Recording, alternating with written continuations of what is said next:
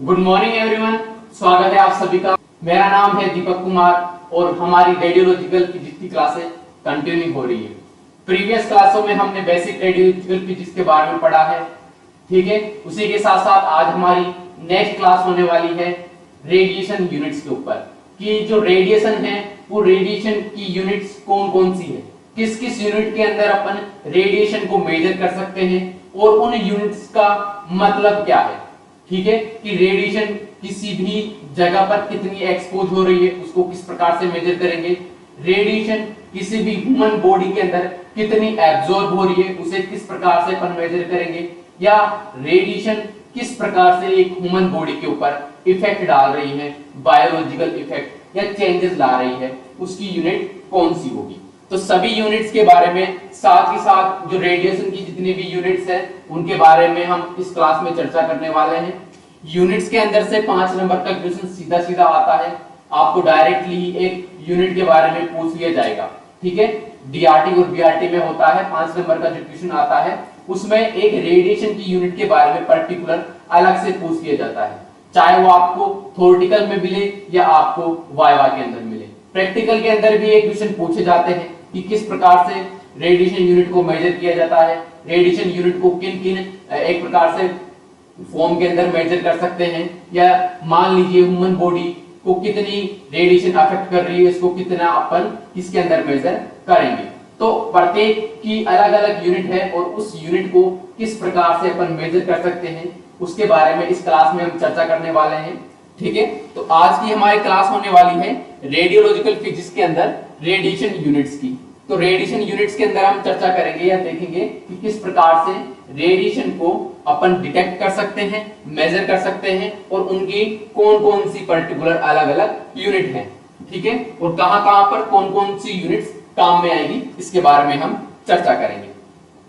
चलते हैं, पहला हमारा होने वाला है रेडिएशन यूनिट्स के बारे में, जहां पढ़ते हैं different physical quantities are used to express the amount of radiation delivered to a human body, ठीक है।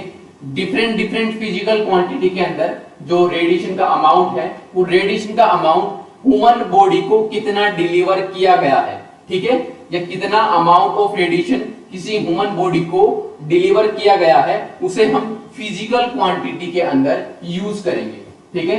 रेडिएशन की जो यूनिट है उस रेडिएशन यूनिट के अंदर हम कि ह्यूमन बॉडी को कितना अमाउंट रेडिएशन डिलीवर हुआ है वो अपन देखेंगे फिजिकल क्वांटिटी के अंदर, ठीक है। कितना अमाउंट किसी ह्यूमन बॉडी के अंदर रेडिएशन का गया है वो हम देखेंगे फिजिकल क्वांटिटी के अंदर, ठीक है। दूसरा देखिए, the unit express the value of various physical quantities, ठीक है, और यूनिट होती है फिजिकल क्वांटिटी की भी अलग अलग, ठीक है। यहां पर बताया गया है कि जो ह्यूमन बॉडी के अंदर कितने अमाउंट के अंदर रेडिएशन गई है इसको अपन फिजिकल क्वांटिटीज में देखेंगे और फिजिकल क्वांटिटीज के अंदर मेजर करने के लिए भी अलग अलग वैल्यूज फिजिकल क्वांटिटी की दी गई है। अब देखते हैं, 10 तक quantities measured in terms of unit, और उस क्वांटिटी को, उस रेडिएशन की क्वांटिटी को अपन यूनिट्स के अंदर क्या करेंगे, मेजर करने वाले हैं, ठीक है। The quality and unit which are used to means physical aspect are called radiometric quantities। अब देखिए इसका लाइन का मतलब समझिएगा, the quantity and unit, वो क्वांटिटी या वो unit which are used to measure physical aspect, जो एक फिजिकल एस्पेक्ट यानी कि फिजिकल आवरण को दर्शाने के लिए यूज की जाती है उसे अपन बोलते हैं रेडियोमेट्री क्वांटिटीज, ठीक है। While quantities associated with the biological effect, और यदि उस क्वांटिटी से कोई बायोलॉजिकल इफेक्ट शो हो रहा है तो अपन उस टर्म को नाम दे देंगे प्रोटेक्शन क्वांटिटीज। दो क्वांटिटीज हो गई है कि रेडिएशन की वो मात्रा जो एक फिजिकल अपीयरेंस को दिखाए, फिजिकल एस्पेक्ट को दिखाए, उसे तो हम बोल देंगे रेडियोमेट्रिक क्वांटिटीज, और रेडिएशन की वो क्वांटिटी जो एक बायोलॉजिकल इफेक्ट शो करे, यानी कि किसी ह्यूमन बॉडी के अंदर वो अमाउंट लग गया और उस अमाउंट की वजह से उस ह्यूमन बॉडी के अंदर या उस लाइव ऑर्गेनिज्म में किसी एक बायोलॉजिकल इफेक्ट शो हो रहा है, जैसे रेडिएशन से ह्यूमन बॉडी के ऊपर मान लीजिए रेडनेस आ गई, तो वो बायोलॉजिकल चेंजेस की वजह से आया है। ठीक है, जैसे हो सकता है ऑर्गन एट्रोफी हो जाना, ठीक है, कोई भी ऑर्गन डैमेज हो जाना, हेयर फॉल्स होना, स्किन एट्रोफी वगैरह, काफी सारे ऐसे बायोलॉजिकल इफेक्ट्स हैं जो आपको एक रेडिएशन की मैक्सिमम क्वांटिटीज के बाद में देखने को मिलेगा। ठीक है, तो वो क्वांटिटी जो बायोलॉजिकल इफेक्ट शो करे या एसोसिएटेड हो उससे बायोलॉजिकल इफेक्ट, उस टर्म को अपन यूज लेंगे किसके रूप में, प्रोटेक्शन क्वांटिटी के रूप में। ठीक है, नेक्स्ट चलते हैं फिजिकल क्वांटिटीज। अब दो क्वांटिटीज हो गई, एक फिजिकल क्वांटिटीज और एक जो अपन दूसरा ले रहे थे कौन सी, प्रोटेक्शन क्वांटिटीज। तो फिजिकल क्वांटिटीज में देखिए कौन कौन से अपने को देखने को मिल सकता है। फिजिकल क्वांटिटीज में हम पढ़ेंगे फ्लुएंस के बारे में, एक्सपोजर के बारे में, कर्मा के बारे में और एब्जॉर्ब डोज के बारे में। फिजिकल क्वांटिटीज ये वो क्वांटिटीज है या वो यूनिट्स है जो एक बायोलॉजिकल इफेक्ट शो ना करके एक प्रकार से क्या करेगी, एक फिजिकल अपीयरेंस देखने का काम करेगी। ठीक है, तो फिजिकल क्वांटिटीज में आपको देखने को मिलेगा Fluence, exposure, Karma and absorb dose. जहां पर आपको मैक्सिमम देखने को चांसेस मिलते हैं, 5 नंबर का जो क्वेश्चन आता है वहां आपको एक्सपोजर भी देखने को मिल सकता है, साथ ही साथ कर्मा भी देखने को मिल सकता है, या आपको एब्जॉर्ब डोज भी देखने को ज्यादातर मिल सकते हैं। तो इन्हीं के चांसेस सबसे ज्यादा होते हैं जहां आपको ये तीनों चीजें देखने को मिलेगी। ठीक है, यहां से क्वेश्चंस पूछने के ज्यादातर चांसेस होते हैं। तो ज्यादातर चांसेस अपने absorb dose, Karma and exposure इन्हीं से मिलने वाले। फ्लुएंस अब तक पूछा नहीं गया है, ठीक है, तो इसके चांसेस काफी कम हैं, लेकिन फिर भी अपन फ्लुएंस के बारे में भी आगे चर्चा करेंगे। ठीक है, तो मेन हमारे होने वाले हैं एक्सपोजर के बारे में, सीधा 5 नंबर का क्वेश्चन होता है, कर्मा के बारे में आता है और एक एब्जॉर्ब डोज के बारे में। अगर फिजिकल क्वांटिटीज की बात करें तो इन्हीं तीन में से मैक्सिमम चांसेस होते हैं क्वेश्चंस रिपीट होने के। ठीक है, तो 5 मार्क्स के अंदर इनके चांसेस होते हैं। आपको ये एक प्रकार से देखा जाए तो आपको ये उसके अंदर भी मिल सकते हैं, वाइवा के अंदर भी पूछे जा सकते हैं। तो चारों के बारे में हम चर्चा करेंगे। सबसे पहले पढ़ते हैं फ्लुएंस के बारे में। ठीक है, the number of particles passing through a unit cross sectional area is called Fluence. ठीक है, अब देखिए फ्लुएंस के बारे में क्या बोल रहा है ये, the number of particles passing through a unit cross sectional area is called Fluence of particles. ठीक है, ये देखिए कि किसी एक पर्टिकुलर एरिया से कितने अमाउंट के अंदर रेडिएशन गुजर रही है। ठीक है, ये एक एरिया है, the number of particles passing through a unit cross sectional area. देखिए ह्यूमन बॉडी का कोई भी हैंड का अपन एक क्रॉस सेक्शनल एरिया ले लेंगे, उस एरिया से कितनी अमाउंट के अंदर रेडिएशन गुजर रही है उसे अपन किस प्रकार से मेजर कर सकते हैं, उसे अपन मेजर कर सकते हैं फ्लुएंस के रूप में। ठीक है, तो देखिए द नंबर ऑफ पार्टिकल्स, कितने number of particles passing through a unit cross sectional area, एक यूनिट क्रॉस सेक्शनल एरिया से कितने नंबर ऑफ पार्टिकल्स गुजर रहे हैं is called Fluence of particles. उसे अपन क्या बोलेंगे, उन पार्टिकल्स का फ्लुएंस बोलेंगे। यूनिट ऑफ फ्लुएंस का हो गया मीटर स्क्वायर, इसकी यूनिट क्या होती है, इसकी यूनिट होगी हमारी मीटर स्क्वायर। ठीक है, कि किसी पर्टिकुलर एरिया से कितना अमाउंट ऑफ पार्टिकल्स गुजर रहा है उसे अपन बोल देंगे Fluence. These units help quantify the intensity of the X-ray beam। और ये यूनिट क्या मेजर करती है, ये यूनिट बताती है कि किसी एक्सरे बीम की क्वांटिटी कितनी है। ठीक है, किसी भी एक्सरे बीम की क्वांटिटी कितनी है ये क्या बताती है, उसे बताती है। ठीक है, quantify the intensity of the X-ray beam, उस एक्सरे बीम की क्वांटिटी ये बताती है। नेक्स्ट चलते हैं, देखिए इसका फॉर्मूला क्या होगा, इसका फॉर्मूला होता है theta equal to dn by dA। ठीक है, dn बाई dA, जहां पर dn क्या है, जहां पर dn है नंबर ऑफ पार्टिकल्स, वो कहां से गुजर रहे हैं, बाई dA, एक क्रॉस सेक्शनल एरिया, एक क्रॉस सेक्शनल एरिया से कितने नंबर ऑफ पार्टिकल्स गुजर रहे हैं उसे कहा जाता है आपका फ्लुएंस। उसे क्या कहा जाता है, उसे कहा जाता है फ्लुएंस। और फ्लुएंस को मेजर करने के लिए उसका फॉर्मूला क्या होगा, theta by, theta equal to dn by da, जहां पर dn आपको दिया गया है नंबर ऑफ पार्टिकल्स और da दिया गया है वहां पर क्रॉस सेक्शनल एरिया। ठीक है, क्लियर है। नेक्स्ट चलते हैं अपन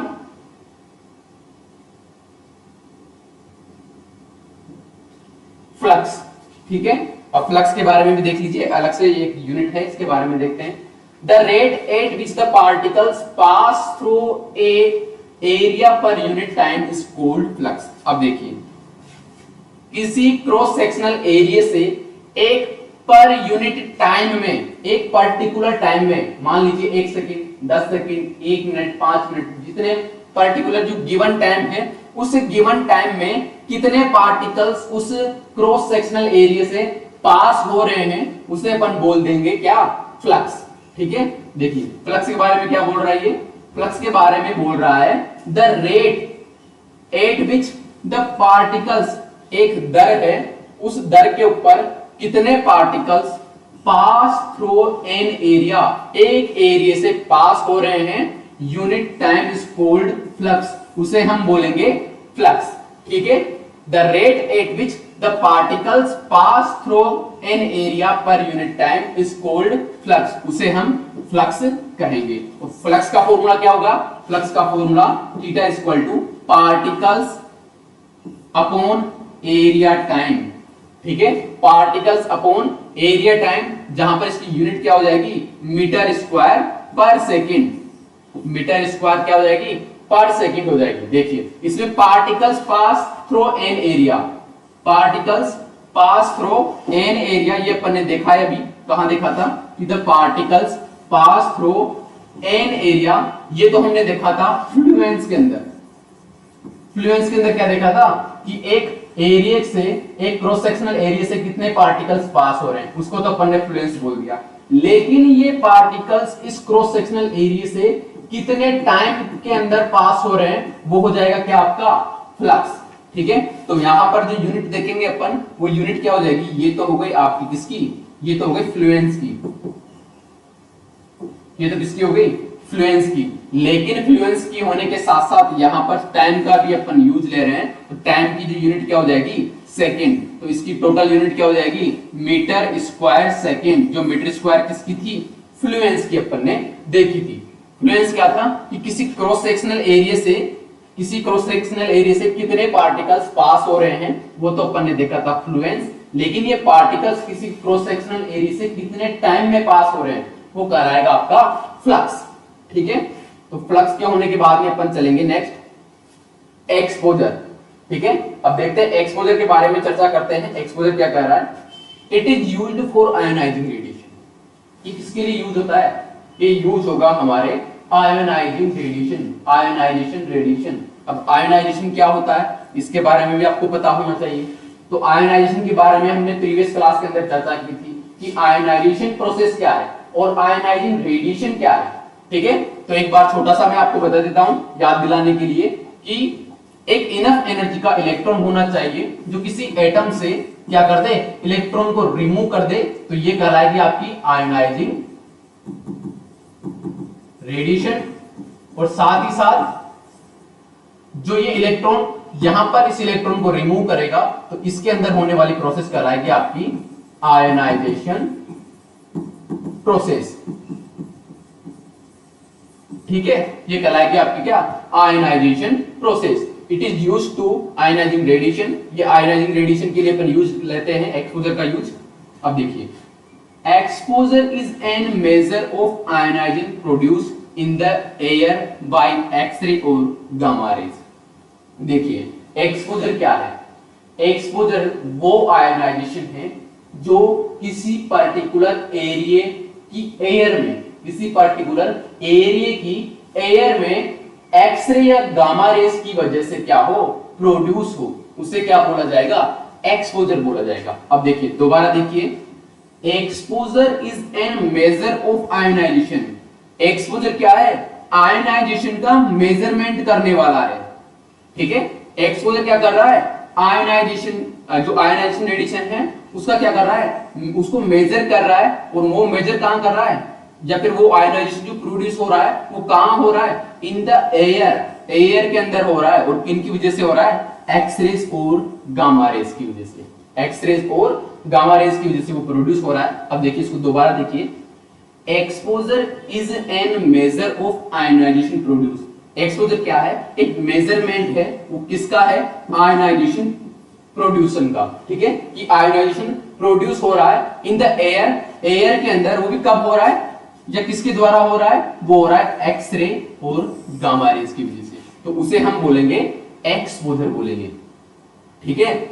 exposure X is the ratio of total charge dq are produce in small mass of area, ठीक है। एक्सपोजर एक्स क्या है इसमें, is the ratio of total charge, जो वहां पर उस एयर के अंदर मौजूद है, total charge dq produce in small mass of air, जो कहां प्रोड्यूस होगा, वो प्रोड्यूस होगा एक एयर के अंदर। देखिए ये बात कर रहे हैं यहां पर, exposure X is the ratio of total charge, वो टोटल चार्ज का क्या है, रेशियो है, produce in A small mass of air dm, जो कि कहां पर प्रोड्यूस हो रहा है, जो प्रोड्यूस हो रहा है हमारे एक स्मॉल एयर dm के अंदर। देखिए इस प्रकार से अगर एक्सपोजर की बात कर रहे हैं तो एक्सपोजर की बात के अंदर ये कहना चाहता है कि किसी पर्टिकुलर एरिया के अंदर आयोनाइजिंग रेडिएशन की वजह से, आयोनाइजिंग रेडिएशन क्या है, या तो एक्सरे हो या फिर गामा रेज हो, गामा रेज हो, ठीक है, या तो एक्सरे हो या गामा रेज की वजह से किसी एयर के अंदर, इस एयर के अंदर उपस्थित एटम्स, एयर के अंदर भी एटम मौजूद रहेंगे, ठीक है। अब जो एटम मौजूद है, इन एटम से जब ये एक्सरे या गामा रेज टकराएगी तो टकराने के बाद यहां पर प्रोड्यूस होगा क्या, चार्ज, यहां पर प्रोड्यूस होगा चार्ज। उन चार्ज का क्या है, ये रेशियो है, जितना चार्ज प्रोड्यूस होगा उसे ही क्या बोला जाएगा, उसे ही बोला जाएगा आपका एक्सपोजर, उसे ही क्या बोला जाएगा, एक्सपोजर बोला जाएगा, ठीक है। अब देखिए उस डायग्राम को भी देखते जाइए, उस लैंग्वेज को भी समझिए। Exposure x, exposure X is the ratio of total charge, is the ratio of total charge, ये टोटल चार्ज है, dq produce in A small mass of air dm, कितनी एयर के अंदर ये प्रोड्यूस हुआ है, ये टोटल चार्ज, जो आपको ये ग्रीन ग्रीन अलग से ये स्काई कलर का जो दिखाई दे रहा है, ये टोटल चार्ज है, और ये टोटल चार्ज कितने स्मॉल मास ऑफ एयर के अंदर प्रोड्यूस हुआ है, उन दोनों का रेशियो ही क्या कहलाएगा आपका, उन दोनों का रेशियो ही आपका एक्सपोजर x कहलाएगा, जिसे हम बोल सकते हैं x is equal to dq upon dm, जिसे क्या बोल सकते हैं, dq अपॉन dm, जहां dq क्या रहेगा, टोटल चार्ज रहेगा, और dm क्या रहेगा आपका, मास ऑफ एयर रहेगा, ठीक है, ये आपका रहने वाला है। नेक्स्ट इसका फॉर्मूला देख लेते हैं, x is equal to dq upon dm, x is equal to dq upon dm है, जहां आपको ऐसा यूनिट कूलाम पर किलोग्राम, ठीक है, कूलाम पर केजी आप बोल सकते हो, एक्सपोजर की यूनिट क्या होती है, ऐसा यूनिट की बात करें तो स्टैंडर्ड यूनिट की, स्टैंडर्ड यूनिट की अपन बात करें तो ये होती है आपकी C अपॉन केजी, कूलाम पर केजी एयर के अंदर। ओल्ड यूनिट की बात करें, जो पुरानी इसकी यूनिट थी वो थी रोंजन, और रोंजन का अपन देख सकते हैं 1 roentgen is equal to 2.58 into 10 to power, ठीक है, इंटू 10, ये क्या रहती है इसकी कूलाम की, एक रोंजन की क्या रहती है, वैल्यू रहती है, जिसे अपन कूलाम पर केजी के रूप में मेजर या कूलाम पर केजी के रूप में देख सकते हैं, ठीक है, ये इसकी क्या रहती है, वैल्यू रहती है। बात हो रही है यहां पर एयर के अंदर की, ठीक है, ये हो गया आपका एक्सपोजर के रूप में। एक्सपोजर क्या हो गया, एक्सपोजर हो गया कि कोई भी एक्सरे या गामा रेज, जो आयोनाइजेशन की रेडिएशन है, एक्सरे या गामा रेज किसी पर्टिकुलर एयर के अंदर कितना चार्ज प्रोड्यूस कर रहे हैं, उसे अपन क्या बोलेंगे, उसे ही अपन बोलेंगे एक्सपोजर, ठीक है, ये हमारा क्या हो गया, एक्सपोजर हो गया। नेक्स्ट अपन चलते हैं कर्मा।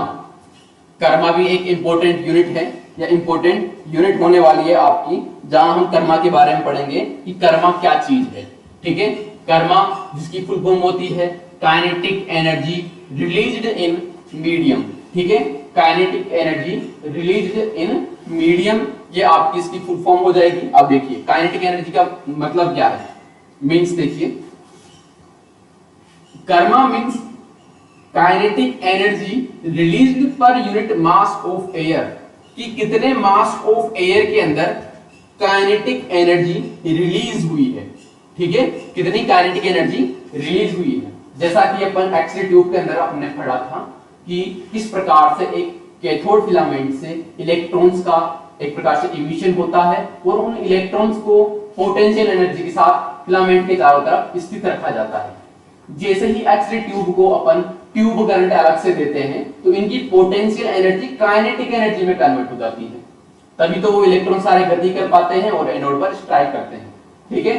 तो अब काइनेटिक एनर्जी के साथ वो जाकर स्ट्राइक करेंगे, तो स्ट्राइक करने के बाद उनकी काइनेटिक एनर्जी हीट और एक्सरेज में कन्वर्ट हो जाएगी। लेकिन एक्सरेज के अंदर फिर भी काइनेटिक एनर्जी रहेगी, तो वो काइनेटिक एनर्जी के साथ, ठीक है, अब देखिए काइनेटिक एनर्जी के साथ एक मास ऑफ एयर एक पर्टिकुलर यूनिट एरिया के अंदर कितना रिलीज हो रहा है, कितना बाहर निकल रहा है, या एक प्रकार से अपन बोल सकते हैं कितना एक्सरेज किसी एयर के अंदर रिलीज हो रहा है, ठीक है, तो उसको अपन क्या बोल देंगे, कर्मा बोल देंगे। तो कर्मा क्या हो गया, Karma means kinetic energy released per unit mass of air, एक मास ऑफ एयर के अंदर कितनी काइनेटिक एनर्जी एक्सरेज की रिलीज हो रही है, ठीक है।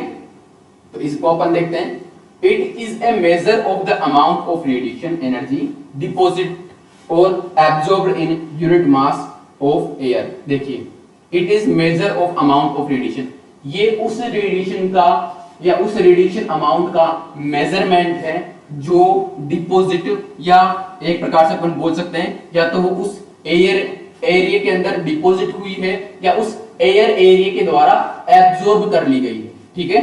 It means of the amount of radiation, radiation का वो अमाउंट जो, या रेडिएशन एनर्जी का वो अमाउंट जो डिपॉजिट हुआ है या एब्जॉर्ब हुआ है इन a unit mass of air, एक यूनिट मास ऑफ एयर के अंदर कितना amount of radiation energy deposit हुआ है या वहां पर एब्जॉर्ब हुआ है, उसे अपन बोल देंगे कर्मा, ठीक है। नेक्स्ट चलते हैं अपन, देखिए कर्मा क्या हो जाएगा, ये एक्स-रे ट्यूब है, एक्स-रे ट्यूब से यहां पर देखिए ये तो हो गई आपकी एक्स-रे ट्यूब, डायग्राम से समझ सकते हैं, ये हो गई एक्स-रे ट्यूब। एक्स-रे ट्यूब से निकलने वाली एक्सरेज पेशेंट की बॉडी पर पहुंचने से पहले एक पर्टिकुलर एयर यूनिट एरिया के अंदर, एक यूनिट एरिया के अंदर कितनी रेडिएशन वहां पर एब्जॉर्ब हुई है,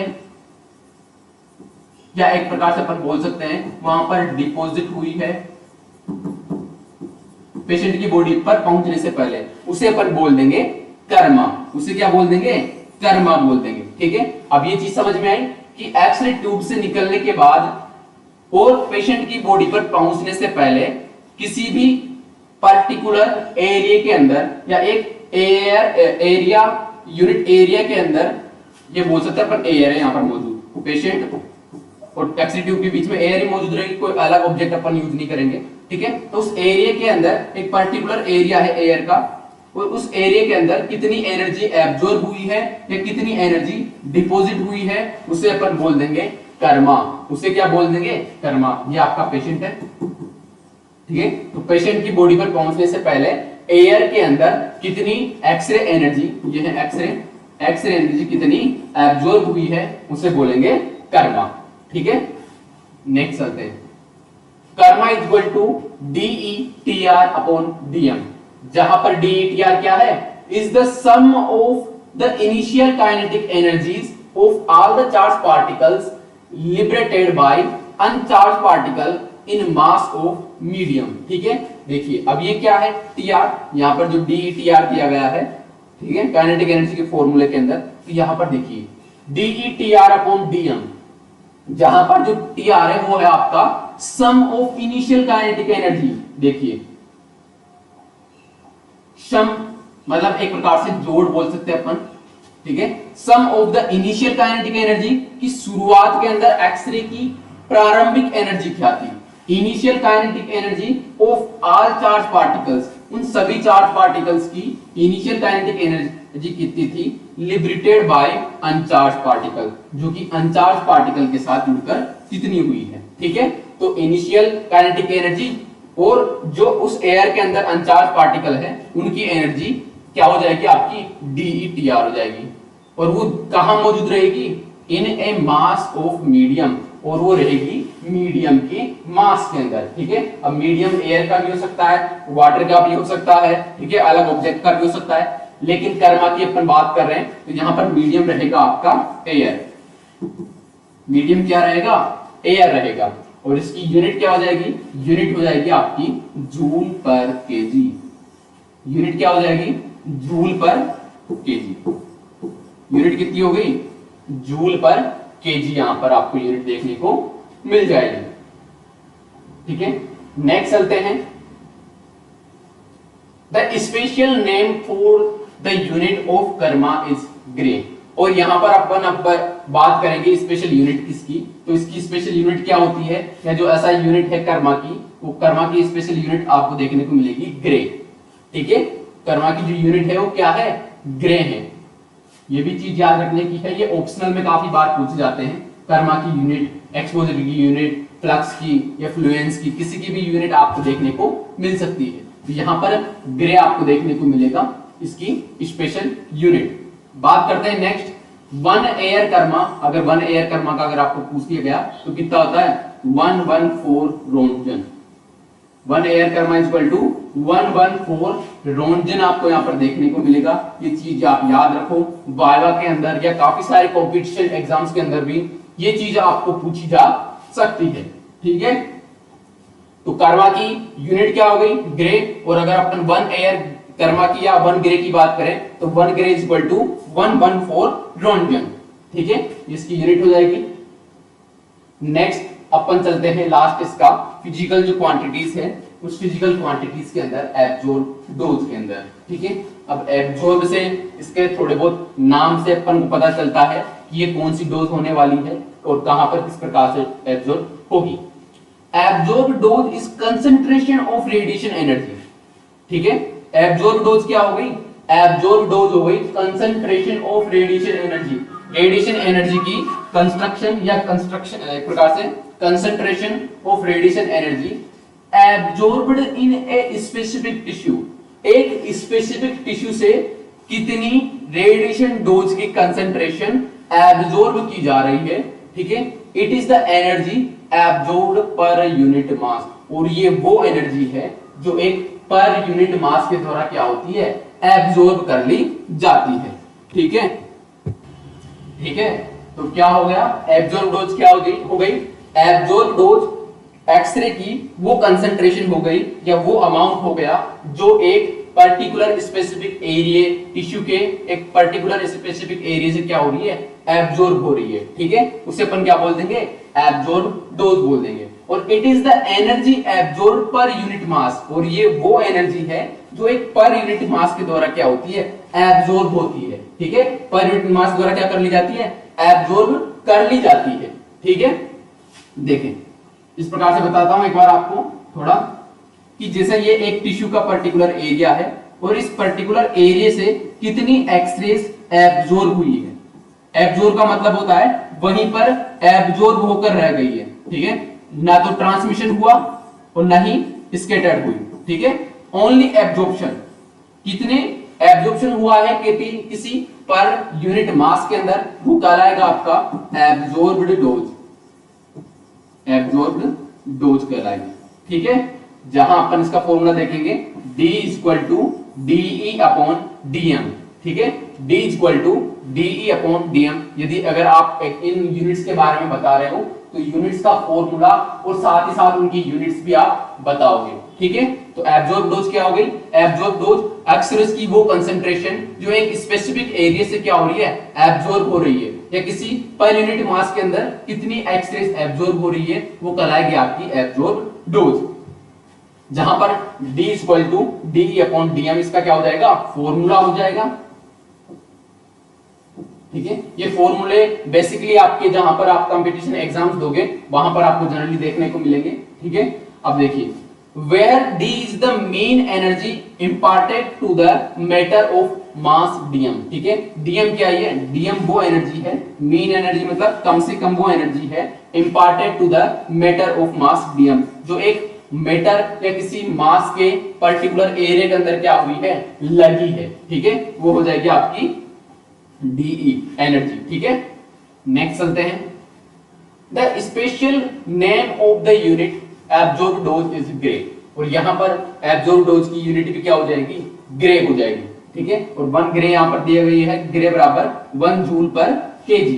ठीक है, 1 जूल यहां पर जूल हो जाएगी एनर्जी की यूनिट की, कितनी एनर्जी, और केजी क्या हो जाएगी, पर यूनिट एरिया की, पर यूनिट एरिया की यूनिट हो जाएगी। ठीक है, केजी क्या हो जाएगी, एनर्जी की, कि कितनी एनर्जी एक गिवन एरिया के अंदर क्या हुई है, एब्जॉर्ब हुई है, वो कहलाएगा आपका ग्रे। ठीक है, तो इसकी यूनिट क्या हो गई, ग्रे हो गई, और ग्रे को अपन किस प्रकार से बोल सकते हैं, 1 जूल पर केजी। ठीक है, इस प्रकार से अपन इसको डिफाइन करेंगे। नेक्स्ट चलते हैं, इसी के साथ साथ अपन इक्विवेलेंट डोज। देखिए 2 यूनिट के बारे में हमने चर्चा करी थी शुरुआत के अंदर। देखिए एक तो हो गई आपकी रेडियोमेट्रिक क्वांटिटीज और एक हो गई प्रोटेक्शन क्वांटिटीज। रेडियोमेट्रिक क्वांटिटीज के अंदर अपने पढ़ लिया था फिजिकल जो क्वांटिटीज थी उसकी, Fluence, exposure, Karma and absorb dose. Next आपकी होने वाली है प्रोटेक्शन क्वांटिटीज, जिसके अंदर अपन पढ़ने वाले हैं इक्विवेलेंट डोज और इफेक्टिव डोज। अब देखिए इक्विवेलेंट डोज क्या है और इफेक्टिव डोज क्या है, दोनों ही अलग अलग है बेसिकली। ठीक है, तो इफेक्टिव डोज और इक्विवेलेंट डोज, यहां से भी क्वेश्चंस आने के 100% चांसेस होते हैं, जहां आपको इक्विवेलेंट डोज और इफेक्टिव डोज दोनों के बारे में बताना पड़ सकता है, या मान लीजिए अलग से इक्विवेलेंट डोज के बारे में पूछ लिया या अलग से इफेक्टिव डोज के बारे में पूछ लिया, तो किस प्रकार से आप उसको डिस्क्राइब करोगे। ठीक है, वो चीज देखते हैं। देखिए इक्विवेलेंट डोज क्या है, इक्विवेलेंट डोज से नाम से पता चल रहा है इक्वली डोज किसी पर्टिकुलर एरिया के ऊपर लगे। ठीक है, या किसी भी पर्टिकुलर एरिया के ऊपर इक्वली क्या लगे, डोज लगे। अब देखिए इसको किस प्रकार से अपन डिस्क्राइब करेंगे। Equivalent dose is obtained by multiplying the average absorb dose. ठीक है, कैसे हो रही है इसका अपन फॉर्मूला किस प्रकार से निकाला जा रहा है, कि किस प्रकार से इसको डिस्क्राइब किया जा रहा है, इक्विवेलेंट डोज। ठीक है, equivalent dose is obtained by multiplying the average absorb dose. संपूर्ण एवरेज डोज का मल्टीप्लाई करेंगे बाय ए रेडिएशन वेटिंग फैक्टर से, एक रेडिएशन वेटिंग फैक्टर से अपन एब्जॉर्ब डोज को मल्टीप्लाई कर देंगे तो आपको इक्विवेलेंट डोज प्राप्त हो जाएगी। ठीक है, अब देखिए एब्जॉर्ब डोज के बारे में पढ़ा था। एब्जॉर्ब डोज की आपकी एक पर यूनिट एरिया के अंदर कितनी एक्सरेज एब्जॉर्ब हो रही है, कितनी एक्सरेज की मात्रा एब्जॉर्ब हो रही है, उसे बोला गया था एब्जॉर्ब डोज। इस एब्जॉर्ब डोज को अपन रेडिएशन वेटिंग फैक्टर से, ठीक है, या रेडिएशन वेटिंग फैक्टर से क्या कर देंगे, मल्टीप्लाई कर देंगे। अलग अलग टिश्यू का अलग अलग रेडिएशन वेटिंग फैक्टर होता है। ठीक है, तो अपन नेक्स्ट चर्चा करते हैं। Equivalent dose is the dose quantity. Equivalent dose क्या है, equivalent dose is a dose quantity representing the stochastic health effect, जो कि क्या करेगी, स्टोकास्टिक हेल्थ इफेक्ट को क्या करेगी, शो करेगी, रिप्रेजेंट करेंगी of low level ionising radiation. Low level की जो आयोनाइजिंग रेडिएशन है, उस लो लेवल की आयोनाइजेशन रेडिएशन द्वारा किसी भी लाइव ऑर्गेनिज्म पर कितना स्टोकास्टिक हेल्थ इफेक्ट शो हो रहा है, उसे डिस्क्राइब करती है इक्विवेलेंट डोज। ठीक है, ionising radiation on human body which represent the probability of radiation induced cancer और जेनेटिक डैमेज। ठीक है, अब देखिए इक्विवेलेंट डोज क्या हो गई, इक्विवेलेंट डोज को बताया गया है यहाँ पर कि किसी एब्जॉर्ब डोज को अपन क्या कर देंगे, रेडिएशन वेटिंग फैक्टर से मल्टीप्लाई कर देंगे तो इक्विवेलेंट डोज आपको प्राप्त हो जाएगी। अब एक्चुअल में इक्विवेलेंट डोज क्या है, एक्चुअल में अगर इक्विवेलेंट डोज की अपन बात करें तो इक्विवेलेंट डोज वो डोज है जो एक लाइव ऑर्गेनिज्म के ऊपर लो से लो आयोनाइजेशन द्वारा प्रोड्यूस होने वाला या इंड्यूस होने वाला स्टोकास्टिक इफेक्ट है। ठीक है, किसी भी लाइव ऑर्गेनिज्म या ह्यूमन बॉडी के ऊपर लो से लो आयनाइजेशन रेडिएशन देने पर प्रोड्यूस होने वाला स्टोकास्टिक इफेक्ट इक्विवेलेंट डोज कहलाएगा। अब उस स्टोकास्टिक इफेक्ट के अंदर क्या वो स्टोकास्टिक इफेक्ट क्या रिप्रेजेंट कर रहा है, वो प्रेजेंट कर रहा है आपको वहां पर इंड्यूस हो सकता है, कैंसर भी इंड्यूस हो सकता है और साथ ही साथ जेनेटिक डैमेज भी हो सकता है। ठीक है, उस लाइव या जो उस ह्यूमन बॉडी के ऊपर या तो कैंसर सेल्स प्रोड्यूस हो या जेनेटिक जो भी डिफेक्ट्स हैं ह्यूमन बॉडी के नेक्स्ट जो जनरेशन आने वाली है उसके अंदर जेनेटिक डैमेज देखने को मिल सकते हैं।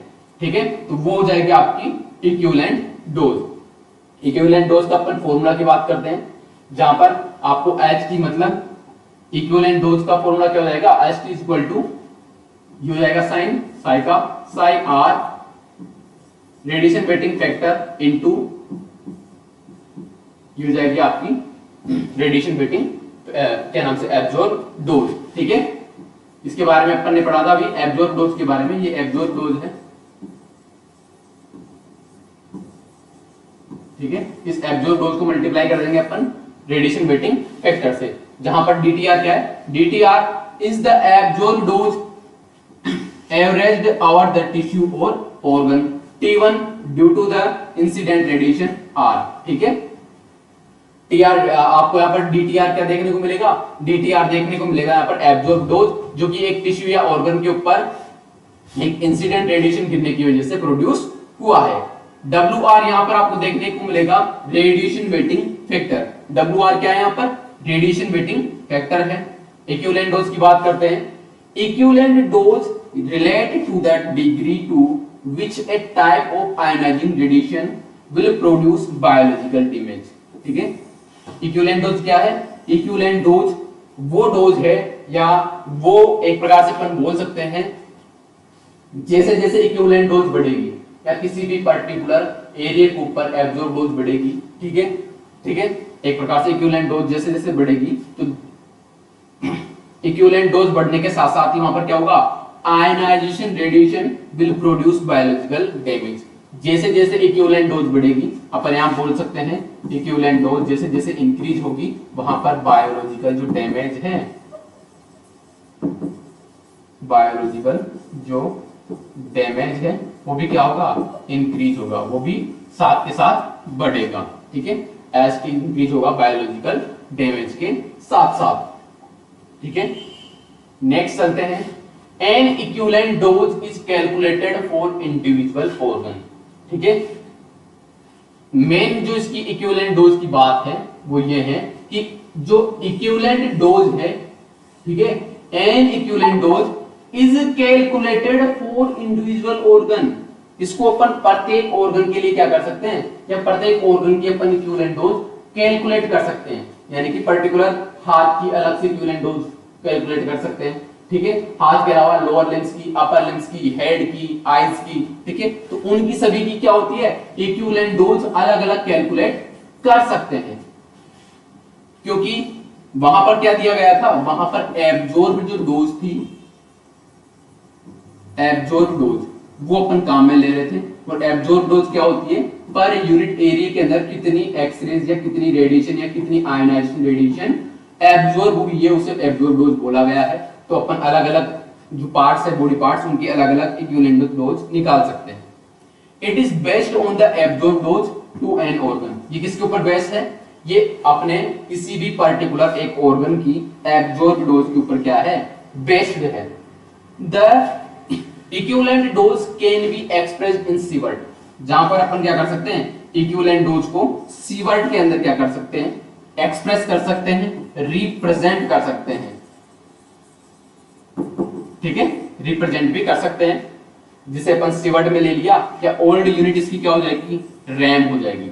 ठीक है, ओल्ड यूनिट क्या हो जाएगी इसकी, रैम हो जाएगी। लेकिन मेनली इक्विवेलेंट डोज की अपन बात करें तो इसको अपन साइवर्ट के अंदर, ठीक है, साइवर्ट के अंदर क्या करते हैं, इसको एक्सप्रेस करते हैं और वहां पर रैम इसकी क्या हो जाएगी, ओल्ड यूनिट हो जाएगी। ठीक है, नेक्स्ट चलते हैं रेडिएशन वेटिंग फैक्टर्स। यहां पर रेडिएशन वेटिंग फैक्टर्स आपको अलग अलग देखने को मिल सकता है। देखिए इस प्रकार से रेडिएशन टाइप, फोटॉन्स की अलग अलग रेडिएशन वेटिंग फैक्टर है, एक इलेक्ट्रॉन उनके अलग है, एक प्रोटॉन एंड चार्ज पार्टिकल्स की 2 है, alpha particle, fission fragments and heavy ions की 20 है। ठीक है, न्यूट्रॉन्स की क्या हो जाएगी, continuous curve as the function of neutron energy, जैसे जैसे न्यूट्रॉन की एनर्जी बढ़ेगी इसका कर्व आगे इस प्रकार से बढ़ता जाएगा। ठीक है, फोटॉन्स की अलग है, इलेक्ट्रॉन्स की अलग है, प्रोटॉन एंड चार्ज पार्टिकल्स की 2 है। इस प्रकार से रेडिएशन वेटिंग फैक्टर सभी की क्या होते हैं, अलग अलग हो सकते हैं। ये चार्ट आप इस प्रकार से देख सकते हो और इसको नोट भी कर सकते हो। ठीक है, नोट्स में आपको ऐसे कैसे मिल जाएगा। नेक्स्ट अपन बात करेंगे इफेक्टिव डोज की। इक्विवेलेंट डोज देख ली, इक्विवेलेंट डोज के अंदर बताया गया था कि किसी भी पर्टिकुलर ऑर्गन की अगर इक्विवेलेंट डोज की बात करें तो वहां पर यूनिट एरिया के अंदर कितनी आयनाइजेशन रेडिएशन एब्जॉर्ब हुई है उसको अपन रेडिएशन वेटिंग फैक्टर से क्या कर देंगे, मल्टीप्लाई कर देंगे, तो आपको इक्विवेलेंट डोज मिल जाएगी। ठीक है, और इक्विवेलेंट डोज प्रत्येक ऑर्गन की क्या होती है, अलग अलग होती है, जो हमने उसके अंदर देख लिया।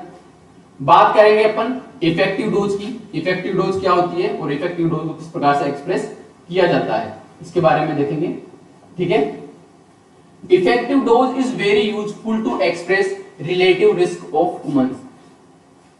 देखिए इफेक्टिव डोज क्या है, जो इफेक्ट डाले या इफेक्ट शो करे after radiation fall on human body, the human body एक प्रकार से express the relative harms to radiation. ठीक है, वो क्या करती है, relative risk of harms express करेगी after radiation falls on human body. Radiation जैसे ही ह्यूमन बॉडी के ऊपर गिरी और गिरने के बाद भी जो उस रेडिएशन से होने वाले जो एक प्रकार से रिस्क है वो आपको शो हो, एक्सप्रेस हो, उसी को अपन क्या बोल देंगे, इफेक्टिव डोज बोल देंगे। ठीक है, effective dose is very useful to express relative risk to humans.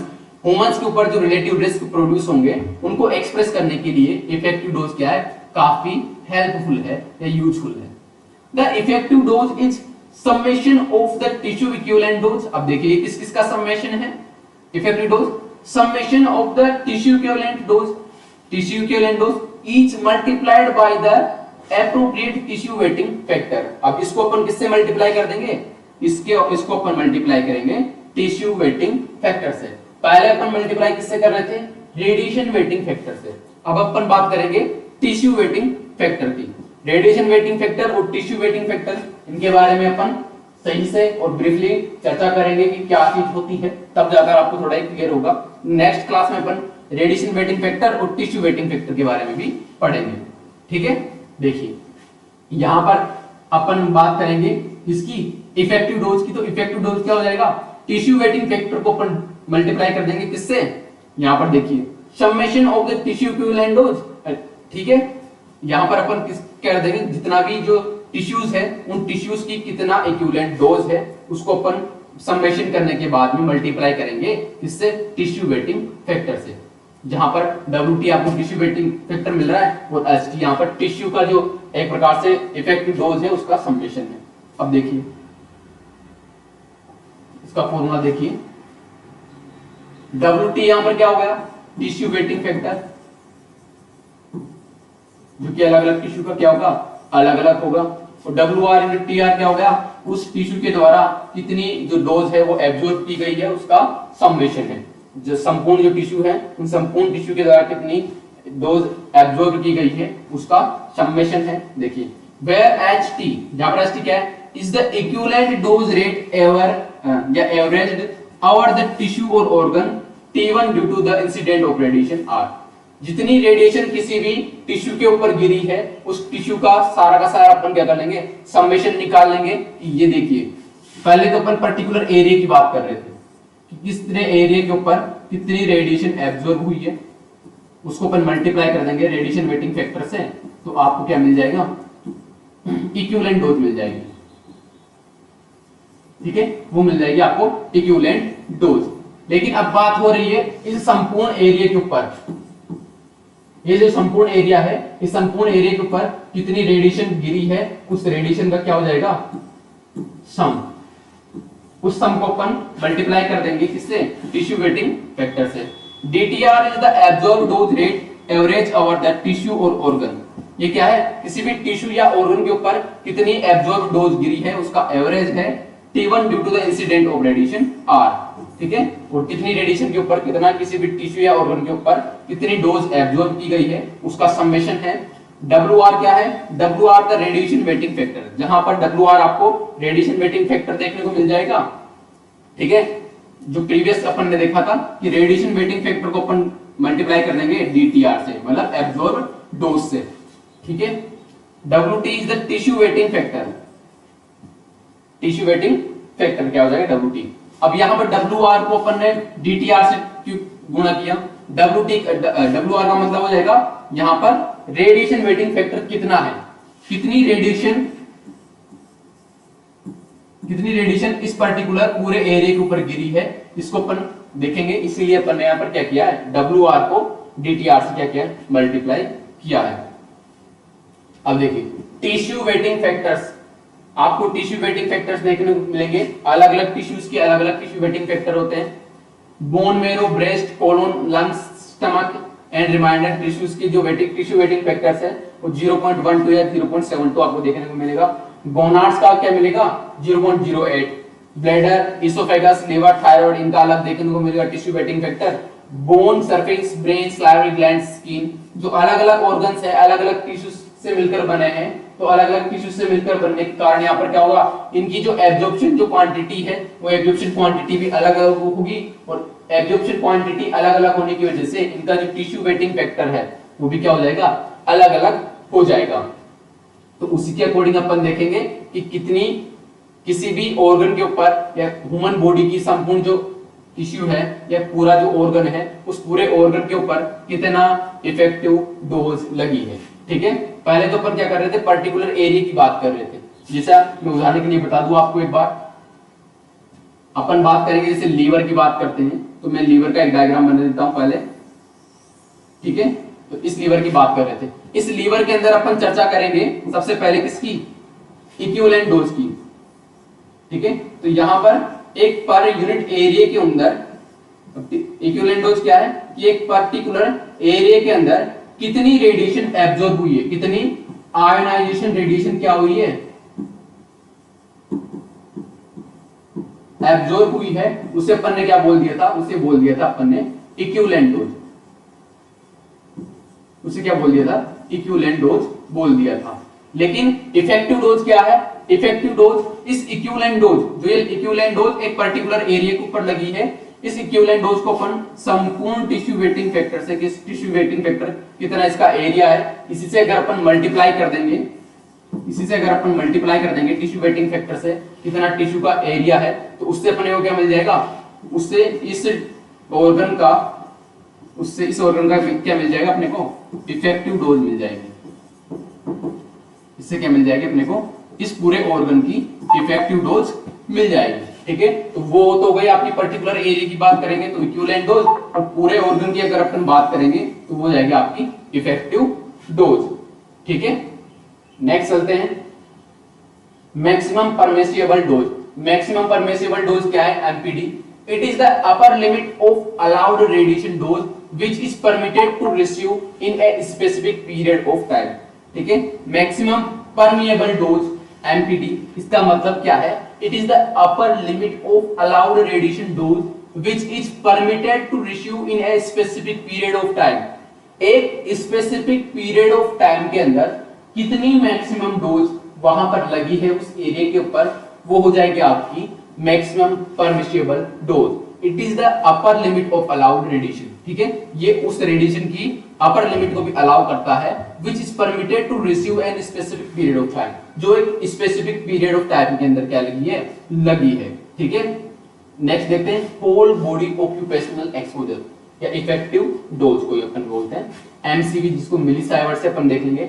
MCV per year of radiation average of over 5 year but not more than 15, ठीक है। यदि अगर अपन इनकी बात करेंगे MSV की, जो होल बॉडी ऑक्यूपेशनल डोज है, वो होल बॉडी ऑक्यूपेशनल डोज को अपन इफेक्टिव डोज के रूप में देखेंगे। और इफेक्टिव डोज ऑक्यूपेशनल जो वर्कर है, रेडिएशन वर्कर, उनके लिए कितनी होनी चाहिए? 20 होनी चाहिए average for 5 year but not more than 15 millisievert, ठीक है। 20 मिलीसीवर्ट तक तो चलेगी, ठीक है। लेकिन 15 मिलीसीवर्ट से ऊपर 5 ईयर के अंदर नहीं चलेगी। ठीक है, ये इसका क्या है, एक इफेक्टिव डोज की अपने को लिमिट बताई गई है। ठीक है, नेक्स्ट चलते हैं, whole body public exposure effective dose, वो क्या है, 1 millisievert per year is a dose limit of the general public. General public के लिए 1 मिलीसीवर्ट है, लेकिन रेडिएशन वर्कर के लिए यहाँ पर 20 मिलीसीवर्ट दी गई है। ठीक है, उसी के बाद में देखते हैं activity. It is the measurement of the activity of A radiation source, radioactive source. ठीक है, अब रेडियो एक्टिविटी की अपन बात करेंगे तो रेडियो एक्टिविटी क्या है, ये एक प्रकार से रेडियो एक्टिव सोर्स की एक्टिविटी है या उसका मेजरमेंट है, जो क्या कहलाएगी, एक्टिविटी कहलाएगी। The number of nuclei decay per second is known as activity. किसी भी न्यूक्लियाई का जो डीके होता है, विखंडन होता है, वो 1 सेकंड में कितना विखंडन हो रहा है, उसको क्या बोलते हैं, एक्टिविटी बोलते हैं। ठीक है, एक्टिविटी की चर्चा अपन रेडियो एक्टिविटी की क्लास में ढंग से करेंगे। यहाँ पर आपको ओनली थोड़ी बहुत थ्योरेटिकल नॉलेज के लिए मैंने यहाँ पर ऐड किया है, बाकी इसका कोई ऐसा रोल नहीं है अपनी रेडिएशन यूनिट के अंदर। ठीक है, एक्टिविटी क्या होती है, the number of nuclei decay per second is known as an activity. एक न्यूक्लियाई के अंदर उसका न्यूक्लियाई का क्या हो, डीके हो, 1 सेकंड में कितना डीके हुआ है, वो क्या कहलाएगा, एक्टिविटी कहलाएगा। और activity equal to dN upon dt, ये न्यूक्लियाई का कितना विखंडन हुआ है पर्टिकुलर टाइम के अंदर, वो क्या कहलाएगा, आपका एक्टिविटी कहलाएगा। 1 curie is 3.7 into 10 to power 10 nuclear disintegration per second. और एक क्यूरी का मतलब क्या होता है, एक क्यूरी का मतलब होगा 3.7 into 10 to power 10 न्यूक्लियर क्या होते हैं, न्यूक्लियस का डिसइंटीग्रेशन होता है 1 सेकेंड के अंदर। ठीक है, एक्टिविटी के बारे में अपन अलग से चर्चा करेंगे। 1 disintegration per second is equal to 1 becquerel, और इसको 1 बैक्यूरल के रूप में भी अपन देख सकते हैं। Imparted energy, it is the total amount of energy deposited in the matter, कि एक मैटर के अंदर कितनी एनर्जी डिपॉजिट हुई है, उसे अपन क्या बोल देंगे, इम्पार्टेड एनर्जी बोल देंगे। It is the product of dose and mass over which the energy is imparted to unit joule. ठीक है, देखिए ये कह रहा है कि it is the product of dose and mass over which the energy is imparted, कि कोई भी डोज या एनर्जी किसी भी ऑर्गन के अंदर या पर्टिकुलर एरिया के अंदर कितनी एनर्जी इम्पार्टेड हुई है, उसी को क्या बोलते हैं अपन, इम्पार्टेड एनर्जी बोलते हैं। उसकी अगर एनर्जी की बात आ रही है तो उसकी एनर्जी क्या यूनिट क्या हो जाएगी, जूल हो जाएगी। ठीक है, तो अगर अपन बात करेंगे यूनिट्स की, तो यूनिट आपकी इफेक्टिव डोज तक ही कंप्लीट होती है। ठीक है, वो अलग से बेसिकली अपन बेसिक बताने के लिए मैंने यूं ही ऐड किया है, बाकी आपको यहीं तक समझने की बात थी इफेक्टिव डोज क्या होती है। ठीक है, और इफेक्टिव डोज तक ही कंप्लीट होने के बाद में आपकी यूनिट समाप्त होती है। ठीक है, उसके बाद में अपन बेसिक कन्वर्जन ऑफ यूनिट्स देख लेते हैं कि 1 ग्रे को 100 रेड भी लिख सकते हैं। देखिए ये चीज, ये क्वेश्चन आता भी है बेसिकली, अगर अपन बात करेंगे कंपटीशन एग्जाम्स की तो वहां पर आपको देखने को मिलेगा 1 ग्रे इक्वल टू 100 रेड, या 1 रेड बराबर कितना होता है, 10 मिलीग्राम। ठीक है, 10 मिलीग्राम अपन लिख सकते हैं। 1 साइवर्ट इक्वल टू 1000 मिलीसाइवर्ट, 1 साइवर्ट इक्वल टू कितना हो गया, 1000 मिलीसाइवर्ट। और 1 साइवर्ट इक्वल टू अपन बोल सकते हैं 100 रैम भी बोल सकते हैं। ठीक है, 100 रैम भी अपन इसको बोल सकते हैं। For X-rays and gamma rays 1 rad equal to 1 rem equal to 10 millisievert. ठीक है, ये क्या होगा, इसकी डोज हो गई। देखिए एक्सरेज और गामा रेज के लिए अपन बात करेंगे 1 रेड इक्वल टू 1 रैम, और 1 रैम बराबर क्या हो जाएगा, 10 MSV मिलीसाइवर्ट। जैसा कि अपन ने बात किया थी कि 1 साइवर्ट बराबर क्या होता है, 1000 मिलीसाइवर्ट, लेकिन 1 साइवर्ट बराबर 100 रैम भी होता है। तो उस according 1 rad equal to 1 rem और 1 रैम इक्वल टू 100 MSV, ये आपको याद रखना है। ठीक है, और इसी के साथ साथ आज की हमारी क्लास समाप्त होती है। ठीक है, तो हमने इस क्लास के अंदर रेडिएशन डोज की या रेडिएशन यूनिट्स की अपन ने बात कर ली है कि रेडिएशन की कौन कौन सी यूनिट्स हैं जो अपनी फिजिकल क्वांटिटीज के अंदर काम में आती है। ठीक है, तो इसी के साथ हमारी क्लास समाप्त होती है। नेक्स्ट क्लास में हम मिलते हैं नए चैप्टर के साथ, तब तक के लिए धन्यवाद।